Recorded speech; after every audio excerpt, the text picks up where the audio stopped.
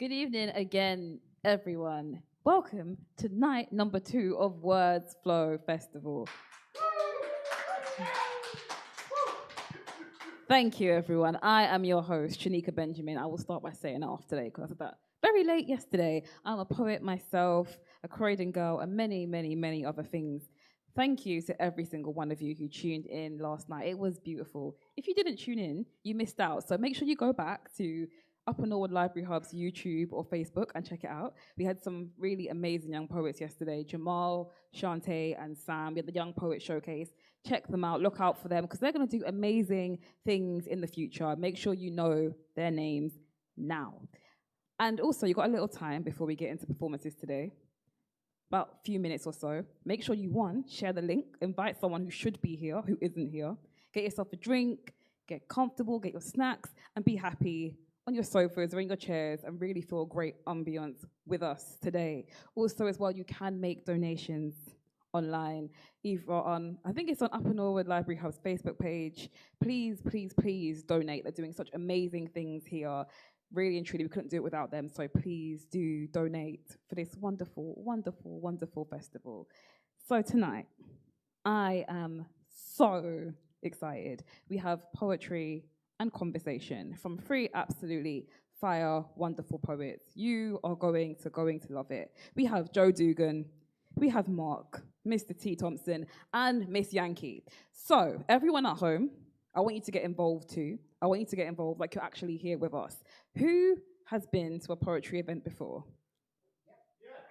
Amazing. And if you feel something, like something, and moved by something, what do you do? Perfect. So if you're at home as well, and you like something, I want you to click. Like you're actually here with us because it's about you just enjoying and feeling like you're here because, you know, we can't all be together because of the thing that should not be named tonight. We're not going to talk about it. So without further ado, we're going to get on to the performances tonight. First up is, just like Sam, who started yesterday, we've got a Crystal Palace native originating from Northern Ireland, but he is Crystal Palace, a golden, golden, golden Crystal Palace native for now. They love him. I love him. He's wonderful. You're going to love him too. Please, clicks and claps and love for Joe Duggan.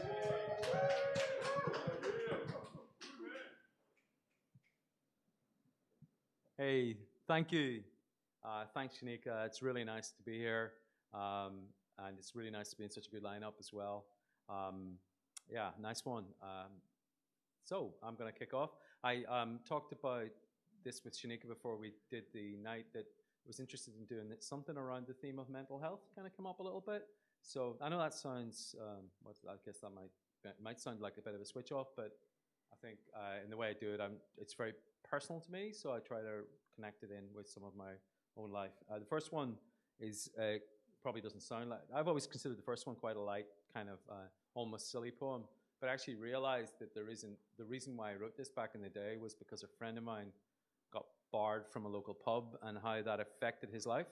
And it's making me think about how we getting excluded from places at the moment and how that can affect us. This is called Barred. You're barred. Barred from your friends, barred from the fun, barred from the one you were thinking you might be getting somewhere with if only you weren't barred. You're barred from the conversation, barred from socialization, barred from the celebration, barred from the songs, barred from the dance, barred from the chance that you might have had, and you're afraid to go back in case she's there and she sees you getting turned away. So you may go back during the day with your cap in your hand and your tail between your legs and your best shirt and a sensible friend that could put in a good word, and it might be okay just as long as that other barman isn't on and doesn't say, "Go away, you're barred." Barred for life, barred from the life, barred the word twists like a knife as you squirm on the stool of another bar that's not that far, but it's not the local. And these people would be all right if you were looking for a quiet night. But they're not your people, so you may go back to the staff and tell them it's just a laugh and say you'll behave and hope to be forgive and promise you'll stay in line most of the time just to get back on your stool at the end of the bar for a couple of jars and say it's good to be back and catch up on the crack.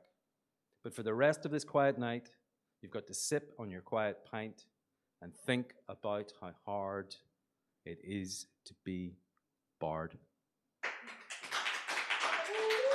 Woo! Got a big crowd in here tonight, I can tell you. You can't see it. We must be breaking some regulations. They're right to the back wall. There's like thousands there. Yeah, did you hear them? Yeah, it's like crazy. Nice one. This poem, I always feel like, I guess there'll come a point where I stop reading this one in this library, but this one is dedicated to my friend who had serious mental health issues, but who campaigned to save this library. And it just feels very appropriate to evoke him in here. And interestingly, a connection with Shanika. This poem, I developed this in preparation for some really nice workshops that I did with Shanika and with Zena Edwards in Croydon. And the other thing is this makes a reference to a spot on the map in this poem. And the spot on the map, it was East Croydon train station, so it kind of makes it relevant.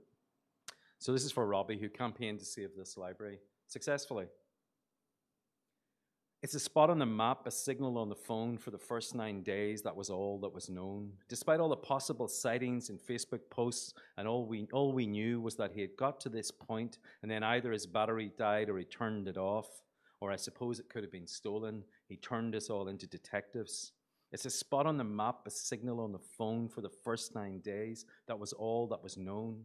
For a man who spent his time tweeting and sharing the joy of this place, supporting and liking, cheering things on. For a man who used his phone to photograph and amplify, campaign to keep the library open, community gardens, markets, gigs, anything that was charged alive. To know that he got to that point and then either his battery died or he turned it off. But it was early in the day for his battery to die.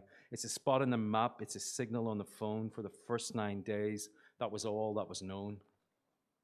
The emptiness of a battery that will not charge even when the charger is plugged in. Is there something wrong with the connection? Maybe it's the mains. We need to keep an eye on each other's charge before we get to that point where our battery dies or we think about turning it off. It was early in the day for his battery to die. It's a spot on the map. It's a signal on the phone for the first 9 days. That was all that was known. Thanks. Yeah. That's for Robbie's energy in the room. This is a new one, world premiere. Yeah, car's gone crazy. I think we might need more security in here. This is a poem called Subway, and it's about Subway, where you go for your lovely little sandwiches. And but it's also about my brother. I've got two poems. I'm going to run them together. And it's about my brother and his relationship with Subway. And it's kind of tragic, and it's kind of funny, and it's kind of a bit of everything. Sadly, my brother died last year, so it's kind of like a way of keeping him alive as well. Subway. It was my fault, actually. I told him years ago when I was a student. I worked out that if you wanted to sit and read in a cafe, pick a franchise, because the staff don't care about profit and won't notice if you sit there all night reading a novel or writing one. So began Francie's lifelong relationship with Subway. Meet me in Subway. Whether it was in Belfast or County Down, he'd be there at the seat nearest the door, watching the street life through the glass front. I could check things when I was there, his clothes, his hygiene, how long he would sit before getting another Diet Coke refill, how many refills he thought was appropriate to get, what was his banter with the staff like. I'd check their faces to see were they enjoying his crack, or had they had enough of him. When things were rough for him and our family storms or his own storms left him edgy and with nowhere to sit, meet me in Subway. When he'd just gotten out of hospital and was trying to figure out what to do, now that a course or a job was gone, meet me in Subway. Maybe it was the maps of the New York subway that gave him his bearings. He'd never been, but always really wanted to go. Madison Square Gardens, of course, to fight Tyson or Louis or Dempsey. But it was, of course, the money too. You could get a lot of relaxed sit for a couple of quid in Subway. Community centres were okay, but the staff could sometimes study you a bit, wonder how long you were going to be. So in one of the bad ones, even for Francie, that I had seen coming and tried to intervene from over here in England, but instead had to follow and track like an inept CIA operative trying to catch Jason Bourne, when he got completely activated and ripped out the computers and leads at the local bank because they couldn't give him any more money from his account, and he generally smashed the place up a bit and threatened the staff, and he walked across the street and sat down with a Diet Coke in Subway. And in the subsequent kickoff, when the police rushed in and tried to physically restrain an ex-boxer and martial artist who knew all the Jason Bourne and Bruce Lee films by heart and was smack bang in the peak of a psychosis, where one of the officers was injured, that was all recounted for court, who completely ignored his condition and charged him with assault based on the CCTV footage from his local Subway. So the next time I was back home after it all and we wanted to meet up, I was, even by Francie's standards, a little bit surprised when he said that we should meet in Subway. This time I went slower and checked with the staff out of earshot, was it okay? And they laughed and said, Francie, of course, he's good crack. And then when the unthinkable even for Francie happens and he drops dead at 48 on Lower Crescent, as the bouncers rush over and try their best to resuscitate, we can all work out that he's just crossed Botanic coming out of Subway. There must have been a Diet Coke refill cup lying beside him, spilling onto the pavement. But even for Francie, I was surprised when at the wake in Burndale Estate, I was sitting there in a fairly traumatized state. We got a knock on the door, and it's 4 young women in fleece uniforms, makeup already smudged well before we take them anywhere near the open coffin, carrying into the kitchen 3 stacked trays of assorted 6-inch sub baguettes from Subway.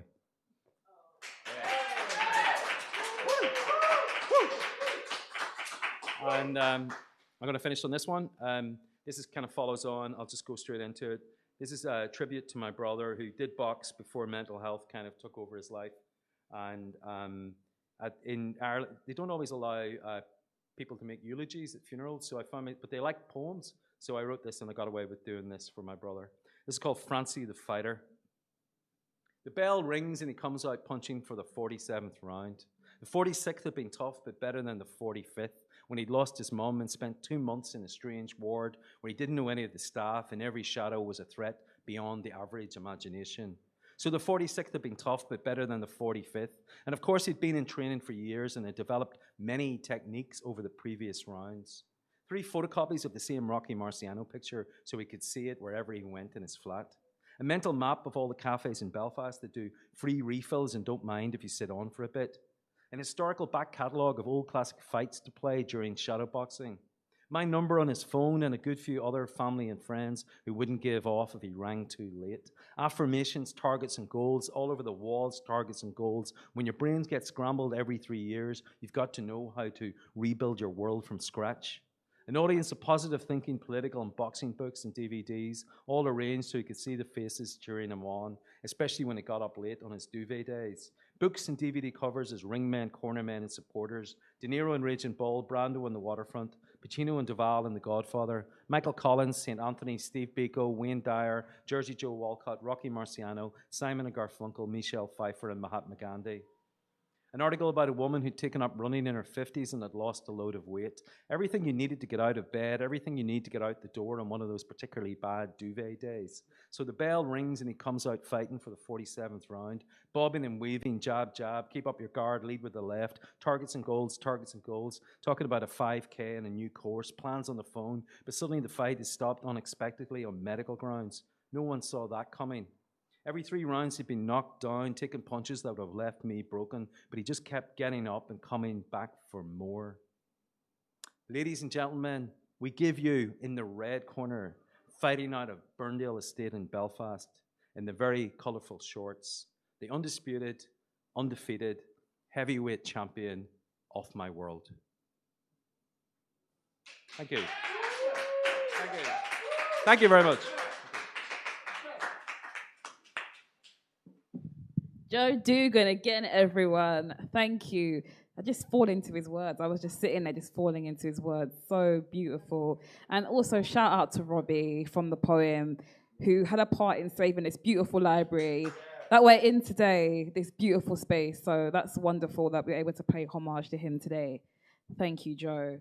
So up next, we've got a wonderful internationally renowned poet who I had the joy actually of just meeting this year, my only kind of live performance of this year. I met this wonderful man. I had the joy of speaking to him. Such an energetic, wonderful presence. You're going to love him. I love him too. So can we get clicks and claps and love for Mark, Mr T Thompson. And the crowd went wild. The thousands out there. Thank you. I've been really disciplined. No, I keep telling myself I'm going to be really disciplined. I'm going to do poems and not talk. I will talk at the end. No poems. No talk. Just poems. I get confused. I am a cultural chameleon, a lyrical social comedian. I felt I had no choice but to change my voice to appear average by mean, mode, or median. I've studied hard to fit in and be cool for as long as I've been able to speak, although not to stand out at my school, I had to learn to talk common, not Latin or Greek. Me have to pick up my patois in conversation, and I made it too. Because if you're not first generation, it might not come naturally to you. I've delved deep in all sides of my history, something I believe every person should do, because if where you come from's a mystery, can you be sure that your heading is true? So to stories of Romans and Boudica, I add Maroons, Garvey, and Shaka Zulu. And ensure the light of the Lady of the Lamp never obscures Mary Sequel from view. My biological heritage is both black and British, and yet some really do seem to feel that my need to pay subs to both these cultural clubs is somehow less than real. Like some BNP or National Front, jumped up runt, son of an Enoch Powell influenced ignorant grunt who wants us all to go back to our historically correct geographical homes. But hold on, mine's split by over 5 hours of time, and that's a little harder to straddle than a couple of travel card zones. Forget that this Patriot's Queen is Franco-German. The suggestion of this lunatic is the place I should feel most at home in is floating somewhere over the mid-Atlantic. One toe down in London town, the other in Kingston, poor rich. Better put me on the rack right now. Come your legs, them just one stretch. Me left side is waiting for my breakfast scene, when me right side's just had me lunch. I guess if I'm confused, stuck in between, I could always just do brunch. But from that lofty spot, I could appreciate many artists that help shape our current worldview. Great bards from Tough Gong to Billy Waggadagger, known as Marley and Shakespeare to you. The Windrush might appear through time's mist to me, as it answered the mother country's call. Those abhorred, unbowed by their history, each one with a right to stand proud and tall. Slave routes back to Africa will be visible too. A journey so many did not survive. Britannia's involvement is shameful, it's true, but I'm so proud that I am alive, for my DNA's very existence is a testimony to my ancestors' persistence and my parents' tolerance.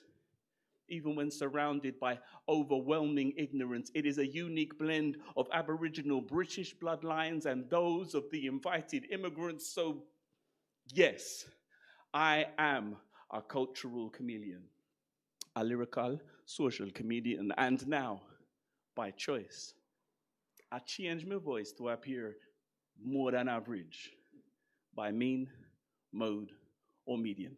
Thank you.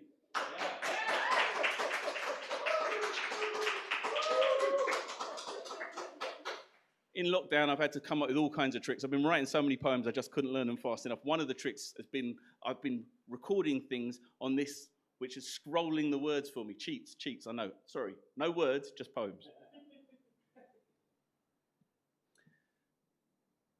We didn't want to watch, but this film cast the world as extras. No speaking roles for us, just places on the sidewalk from where we could not talk.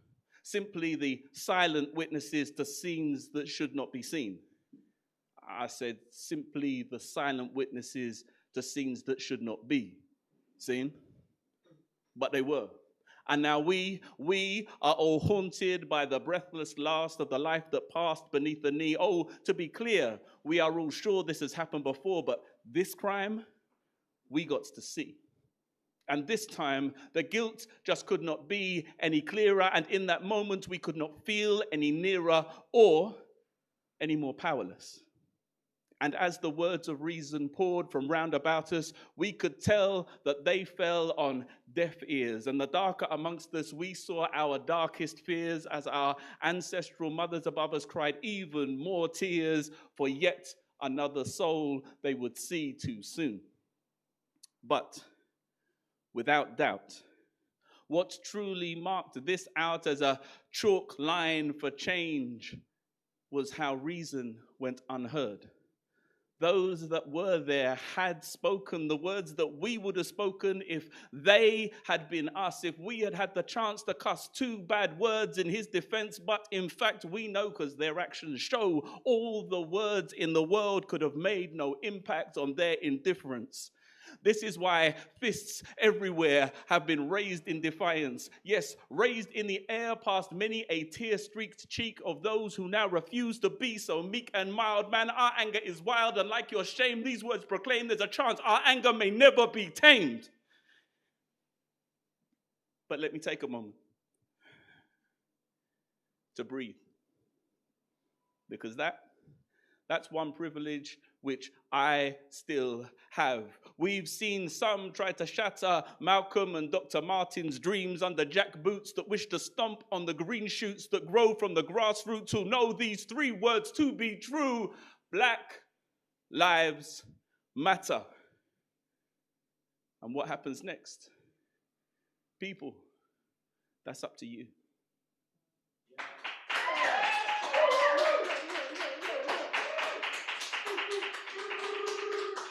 Okay. Change of pace. As a kid, I did not dance, but I couldn't tell you quite why. It seemed a very parental passion that had brought me into existence had somehow passed me by. Perhaps I was a tad too sad, or even too physically shy, a gangly, bespectacled, curly-headed, goofy lad who far too rarely got to see his dad. My mum, she tried to persuade me. She showed me just how to wiggle my hips, but rhythm by me had been mislaid, you see, unless I was flapping my lips. It wasn't that it didn't hold my interest. I even attended the very saddest dance class. Their MJ impressions were far from the best or the baddest. End result, I still would not wiggle my ass. Popping, locking, and breaking were the top moves by the time I moved up to big school, but shaking my thang to beloved hip-hop grooves left me aching and looking more foolish than cool. Of the brown-skinned guys in my form, at least half could spin on their head. To windmill and caterpillar was considered the norm, but me, I was just a non-dancing son of a dread, until I left my little South London hood and found myself up in Geordie land, where the dancing, which passed for good, was a strange and an rhythmic brand. Suddenly, I was the one with great rhythm. All my moves looked remarkably smooth. There were girls who wanted me to dance with them, which did make my confidence start to improve. Since that day, no one can stop me. I walk in and head straight for the floor. For enthusiasm, no one can top me, but my spinning maneuvers have left me dizzy and sore. I never did learn how to break dance. Chairman, I still can't moonwalk or body pop, but I've learned to dance, man, for dancing's sake, and vow now, while I can, not to stop. I think I should have time for one more. It's quite a short one, so you are allowed to cheer for that one, by the way. And the crowd, completely unprompted, goes wild. Yeah, it's because this is Black History Month, right? Like, November is Black History Month, and January is Black History Month, and every other mother-loving month is Black History Month for me. 1 month is simply insufficient for the serious reflection on the often untold past of people with a Nubian connection. In just this month, most of our schools will take a brief look back, but check just far enough and isn't all our history black. And in one who knows his or her story by another's force was taken, these 1 and 30 days a little anger will awaken. Seems soul food cannot soothe it, nor wise words from Angelou when days to consider our achievement or enslavement are so very few. Still, it's better than nothing, right? Which is the reparation offered. For centuries of oppression, even apologies are not proffered. So when I'm asked about our celebration in October, whilst as a start, it may be great. Like the Reverend Jackson, I must state, despite Obama, the struggle is still not over. Thank you. You've been awesome. I've been here. Thank you very much.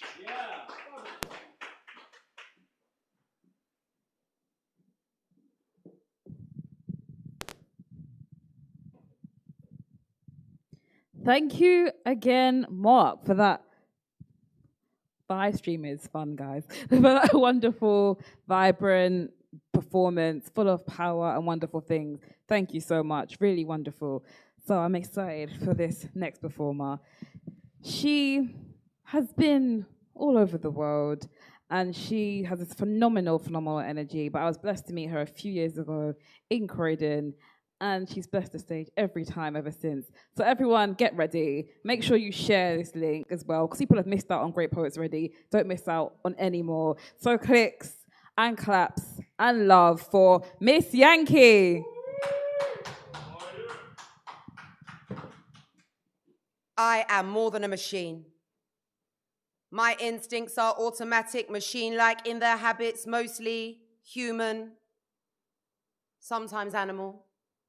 Far from mechanical, and yes, I can be mean, but I am more than a machine. I am more than a machine. Despite my seemingly effortless transition to automatic transmission, I make decisions based on intuition. My mind runs like a dream, for I am more than a machine. I am more than a machine. Sure, I've been tripped by those who try to flip my switch and shut down my system. I've been run down, burnt out, laid idle in hibernation. I have suffered failures, breakdowns, and overloads of information. Overloads of information. Overloads of information.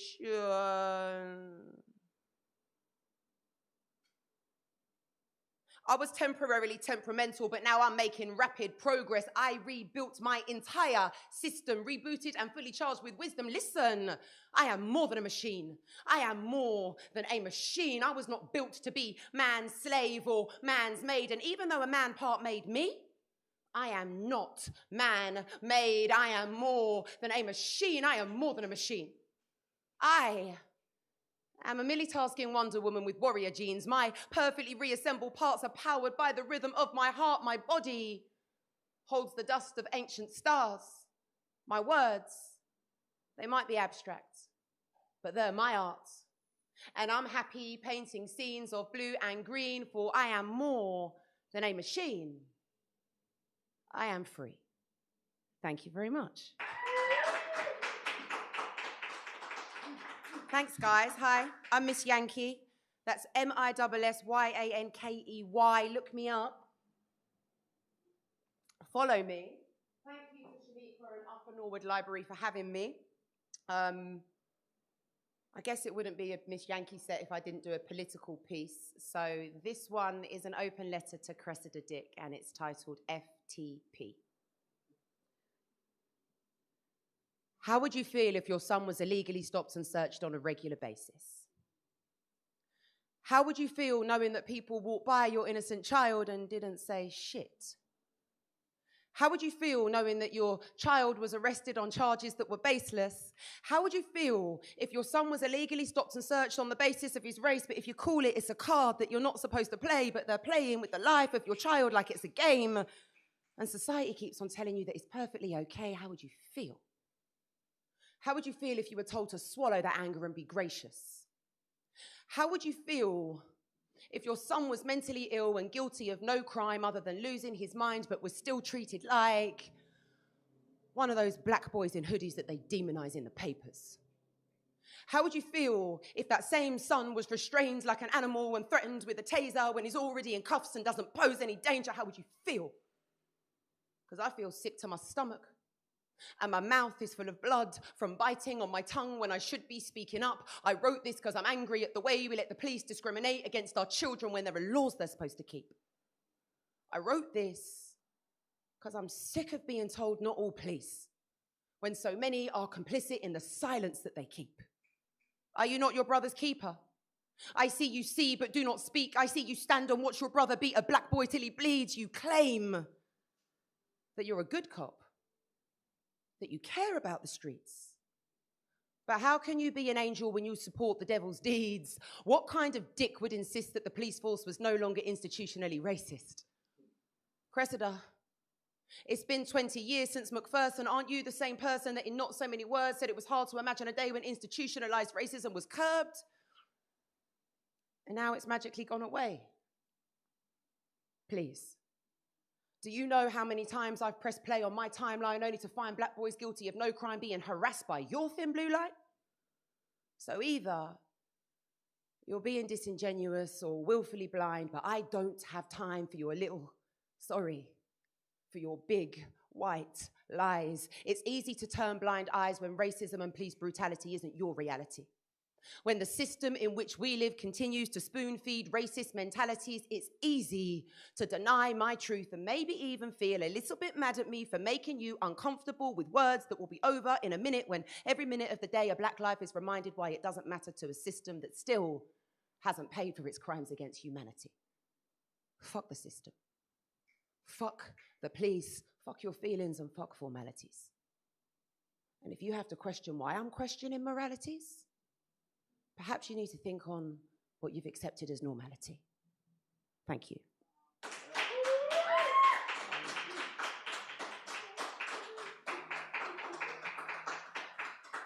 Makes me so thirsty. Okay. So I'm going to do one more piece, which is kind of a bit of a medley, and this one is dedicated to all the overthinkers, which I think is most poets, really. And most people. But yeah, this is called Thoughts on Yesterday's Thoughts. Yesterday, I thought that today they would matter less, because in that moment, they mattered most. Oh, I was lost in thoughts about thoughts I didn't want my mind to host. Uninvited thoughts that were asked to leave, but wouldn't go. Thoughtless thoughts. I wish I thought less, put less time into those who care less. I'm a careless thinker. Allowing these thoughts to hinder my progress, these were my first, but now I'm having second thoughts. On second thought, I perish the thought of forgetting this thought. I'm deep in thought.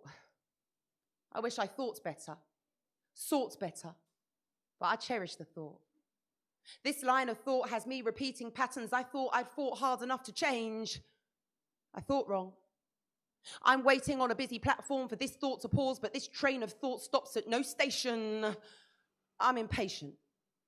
I thought this was, I thought I was, I thought for sure that today these thoughts would matter less, but alas, they matter more.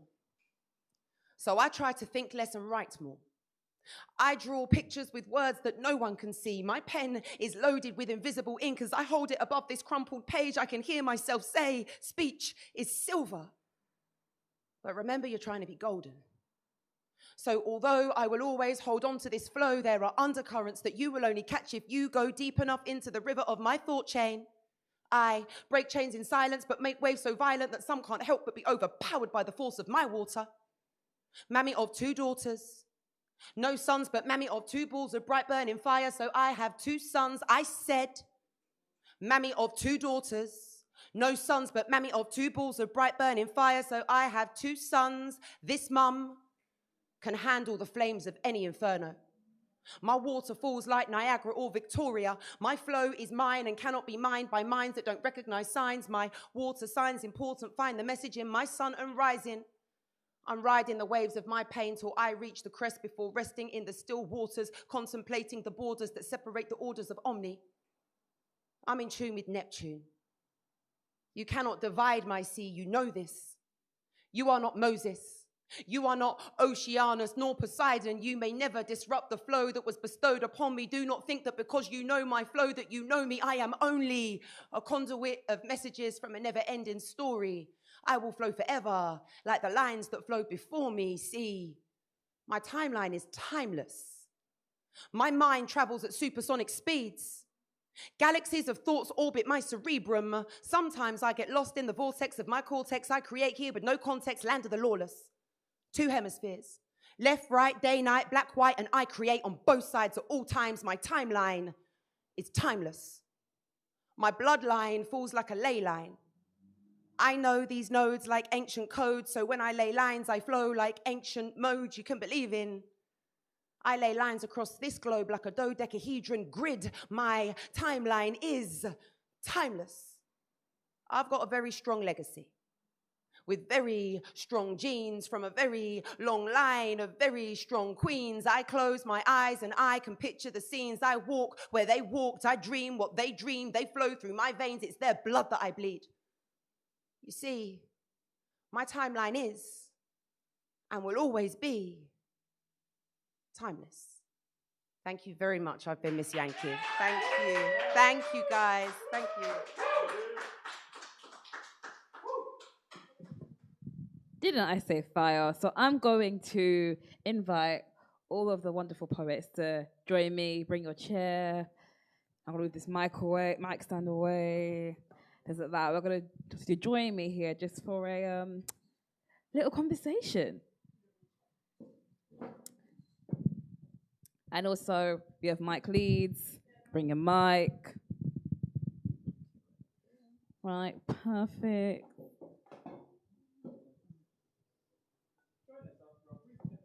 It's different times now, everybody. This is what happens with live streams.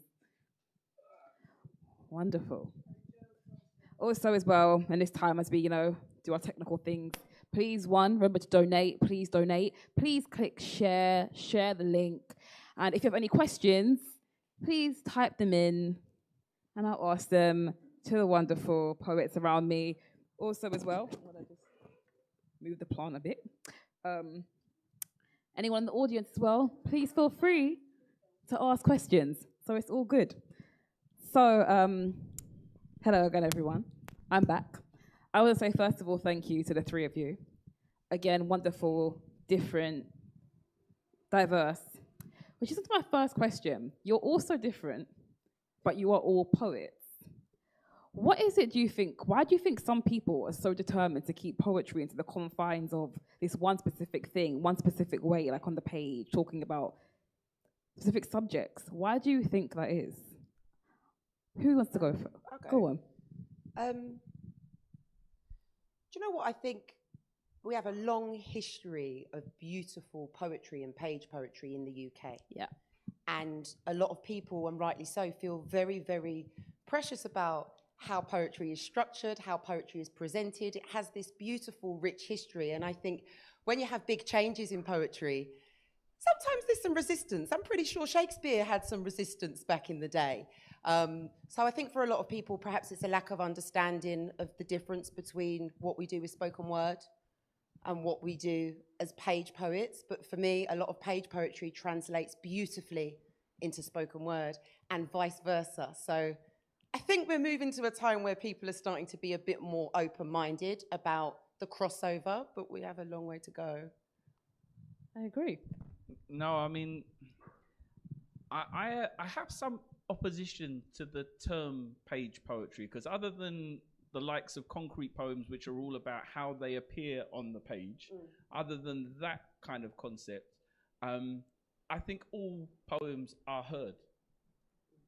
Whether you hear the original speaker, whether you hear someone else read it, or whether you only hear it inside your head, poetry that isn't heard is not poetry. I mean, you're not going to enjoy the words to their fullest unless you hear them. There's a film in which Maya Angelou, who was an elected mute for a number of years, and the person who persuaded her to speak, it was poetry, was the thing that you don't like poetry, she said to her. You don't like poetry because you can't truly like poetry until you speak it, until you hear and feel the words. And I believe you can hear and feel the words from my mouth or from Essie's mouth or from somebody reading our work, but actually there's an element of it which is about doing that inside your own head and inhabiting that. And some people think that it's, there are people who say that the book is better than the film.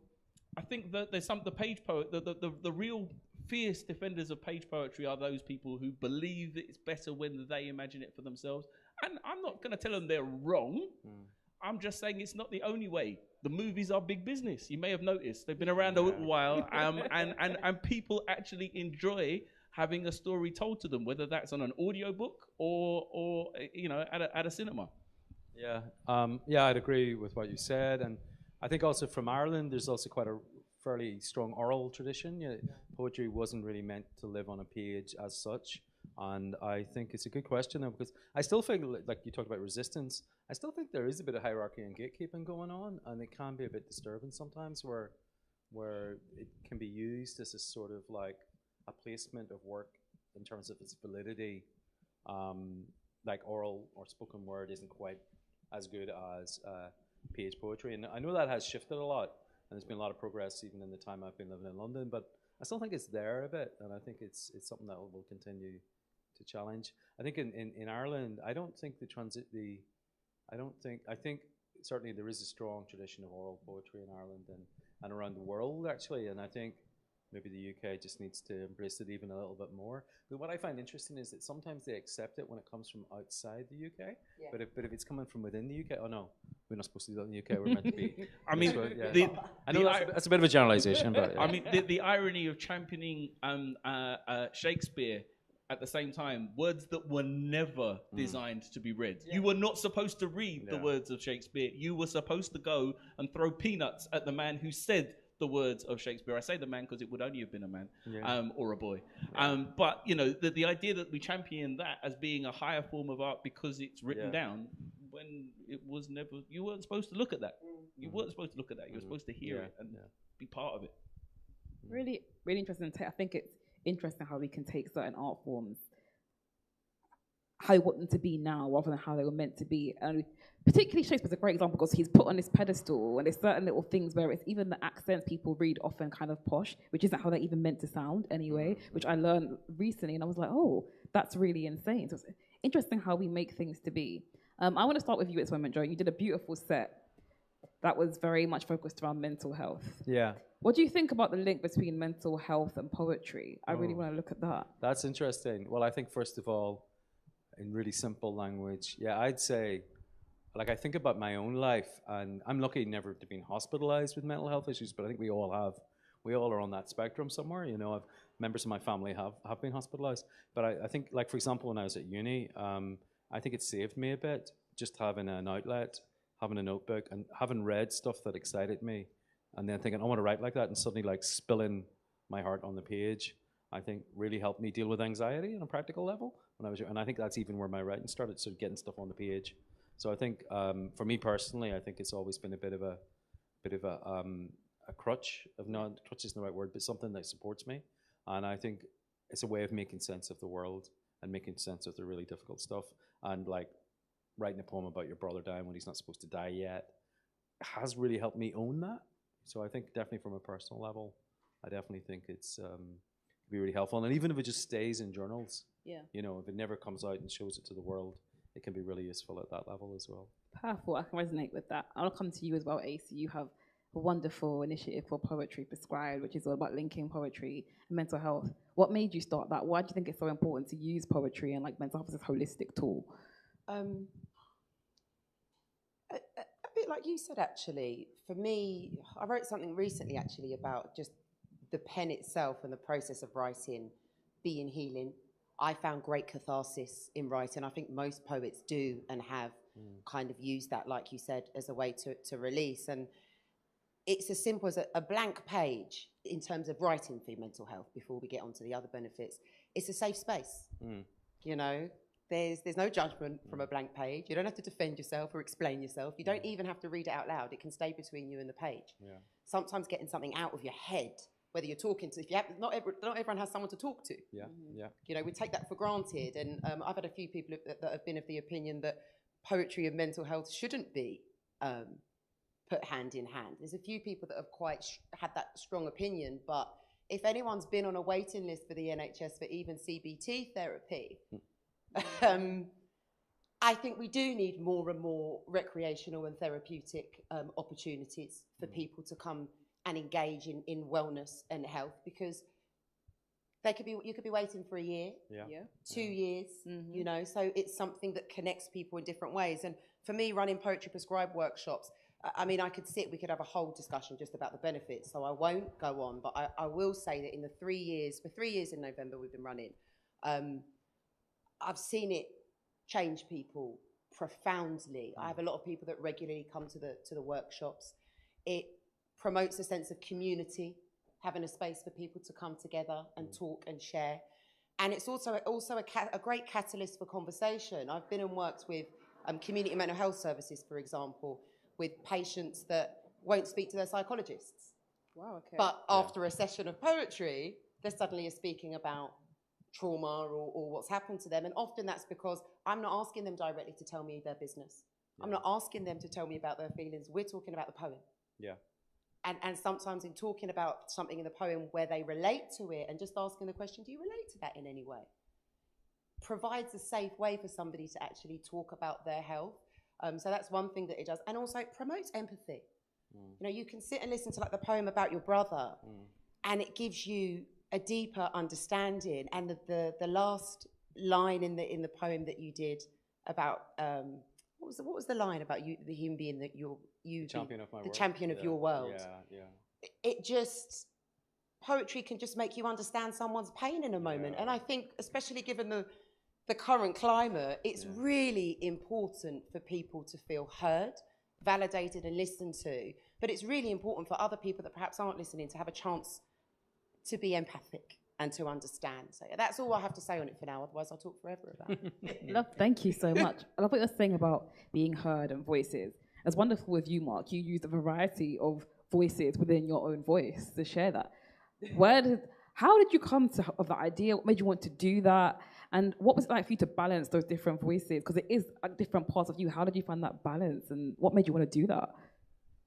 I think it literally feeds directly back into what we've just been discussing. I think one way in which poetry is incredibly powerful is that through the process of writing and trying to explain to somebody else something that you thought you understood really well, you come to understand it better than you did.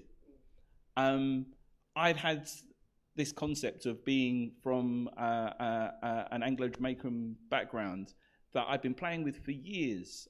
There are loads of lines that never quite made it in to that poem, and I quite often think back to them.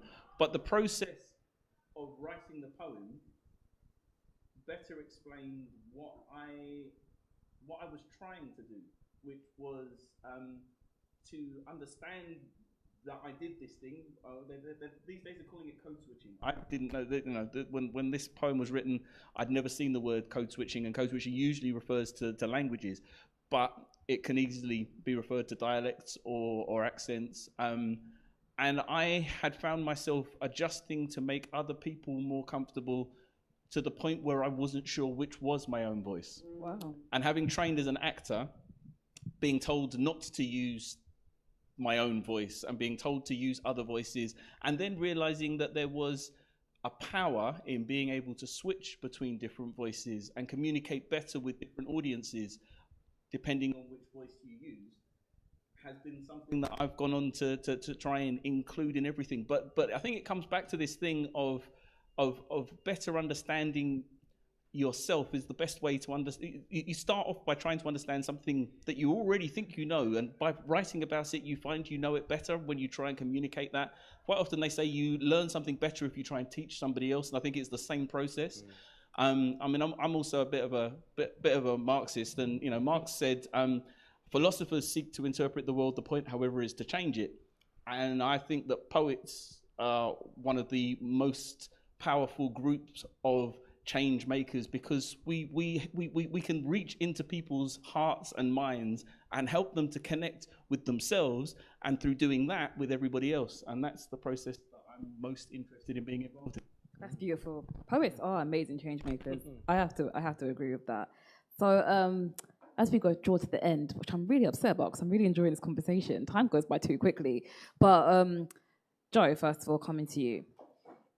What tips would you give to someone who is, particularly, I'm asking for myself also, I'm struggling with writing at the moment. Yeah. What tips would you give to someone who is struggling with writing or wants to write more or wants to develop their writing, their poetry? Wow, okay, it's a big area. I was thinking, well, knowing that knowing your work and knowing you can write and knowing, that you've already got a voice, I think there is a bit about just believing in yourself and continuing to write. I think having outlets is useful of some sort, and obviously that's difficult at the moment, but we have Zoom performance and stuff.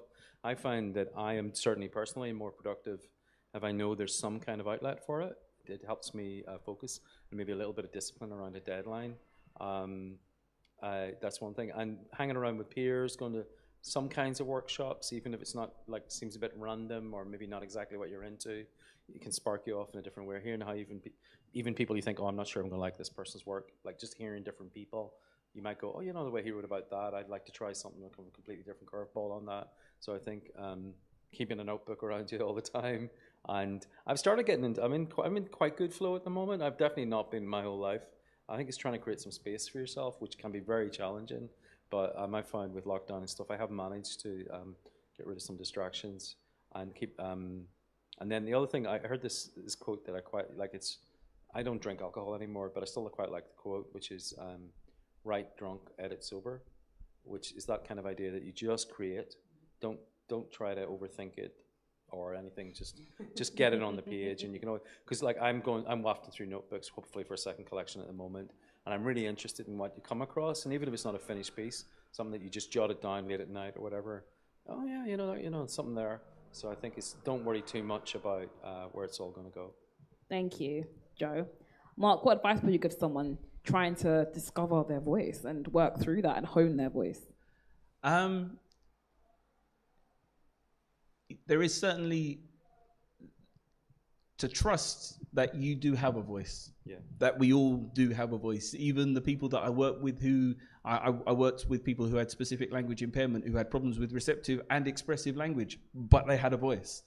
Yeah. And to trust that there is a voice in there, and there may be many voices, as there is in my case, or there may be one true voice for you. But trust there is a voice inside. And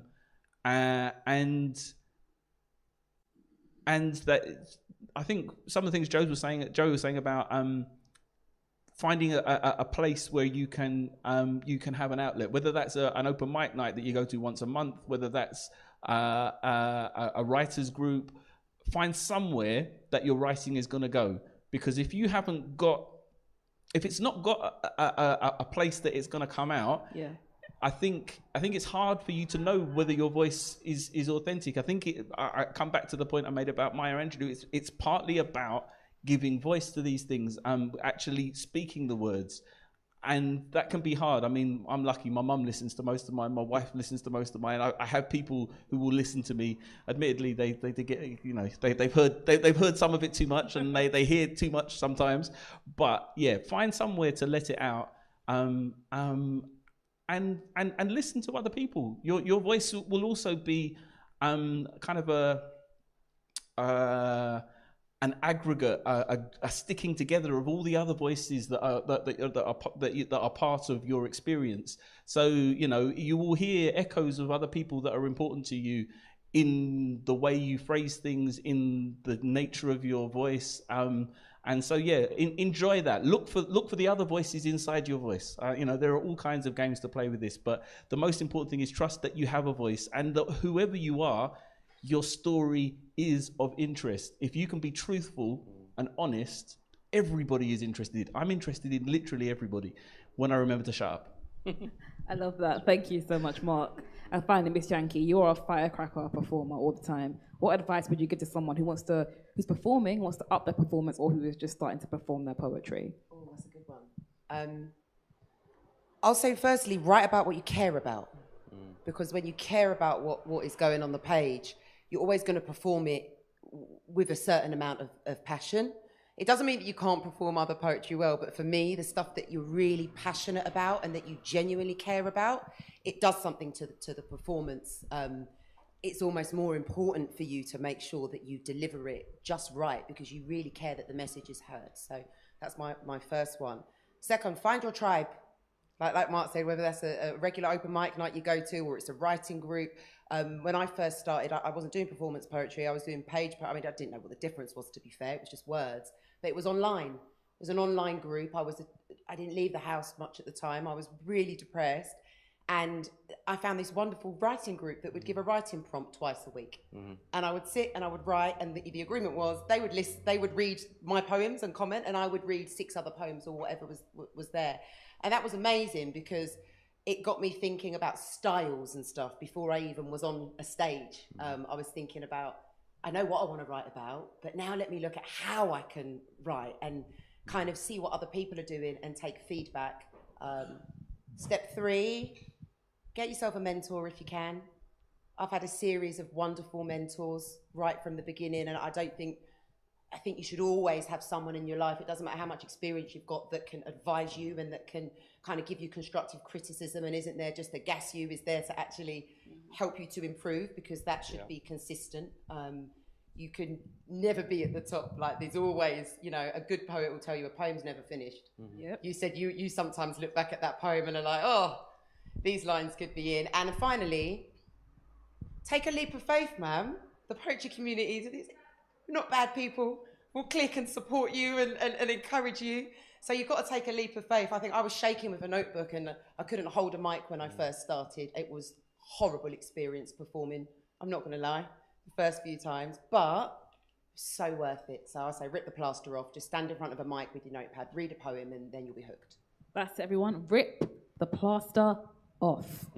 Thank you so much. Thank you for that conversation. That was wonderful. Like I said, it wasn't long enough. It really wasn't long enough, but thank you so much, Joe, Mark, Miss Yankey. Absolutely phenomenal poetry, phenomenal tips and conversations. Please, everyone, listen and share it. If you know someone needs to hear this, share it. Seriously, absolute gems from wonderful, real seasoned poets. So we've got some comments from Facebook. Karen, who I said could be my mum. So hi, mum. Enjoying all the acts. Thank you for the entertainment. And Katie is saying, you're all totally rocking it. Great discussion, great performance. Thank you. So thank you so much for bringing joy to people's lives. Also, I forgot to say before Miss Yankey's performance, offensive, some language we find offensive. So sorry, everybody. But it was wonderful anyway. It wasn't a whole lot. And you know what? She was expressing herself and it. But Mum was saying it felt like it was relative. So there we go. So again, thank you all for everyone who tuned in today. To everyone who came. A big thank you to Upper Norwood Library Hub, to Galina in production. She's amazing. Galina. And Daniel on the bar, who's in here Yay. checking temperatures, making sure everyone is healthy and that everything is safe here. We're all fine. We're all fine. So it's been wonderful again. Thank you all to everyone who's tuned in. Like I said, please share the links. Share. Because we have one more day left tomorrow. I can't believe it. It's already like one more day left. It's going to be beautiful. Tomorrow is pure performance. So you won't have the nice little chin wags, but it's pure performance tomorrow. We have Michelle Taylor. We have Paul Cree. And a little tiny girl called Shanika Benjamin performing tomorrow. Yay! So, yes. So please tune in. It's going to be another beautiful night. Make sure to share the link. Write poetry, rip off the plaster, believe in your voice, just write, believe in yourself, because you can all do it. Poetry, like I said yesterday, is for absolutely everybody. It does amazing things. It's changed my life in a lot of ways, and it can change yours too. Have a wonderful night and see you tomorrow. Thank you.